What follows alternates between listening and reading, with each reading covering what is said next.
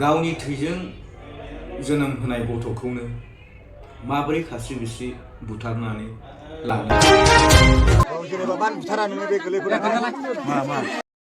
सासे बर' बिमाया गावनि उन्दै गथ'खौ माबोरै खास्रि बिस्रि बुथारनानै लानो हाखो लोगोफोर दानो आं मोनसे भिडिअनि सायाव नोंथांमोननि गेजेराव शेयार खालामनो थाखाय बे भिडिअखौ खालामनाय जादों।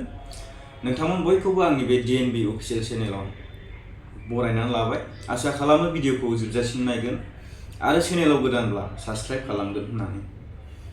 अब्ला लोगोफोर नोंथांमोना नैबे भिडिअ क्लिपखौ नायनानै लाग्रोदो।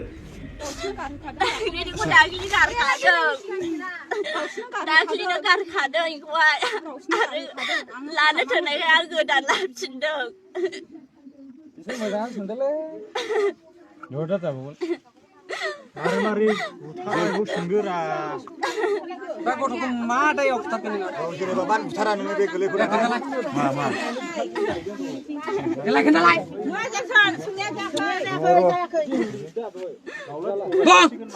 नोंसोर मा खार'नाव लिंबोनानै मा खार'नाव सिथाग्रों दे बुं दे खोनासोनै आंबो थैखा मुलि लोंहैदों आङो। दा नोंथां बयबो बे भिडिअ क्लिपखौ नुखाबाय लोगोफोर।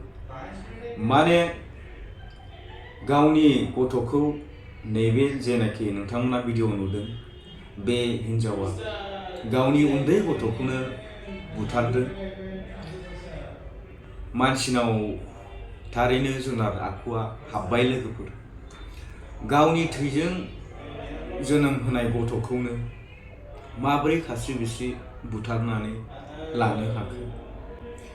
जुदि खांनो गोसो गैयामोन दाखांमोन, नाथाय जोनोम जाखानानै संसारखौ नुखानानै बेफोरबायदि खास्रि बिस्रि बुथारनाया बिराद मोनसे गोरोन्थि। बेफोरबायदि मानसिखौ समाजाव जायगा होनो नाङा लोगोफोर। समाज बैखुर खालामनांगौ। बेफोरबायदि मानसिखौ जेलावहाय दैथायहरनांगौ। बिथांमोननि साजाया बेनो। अब्ला लोगोफोर एसेनोसै, गोजोन्थों।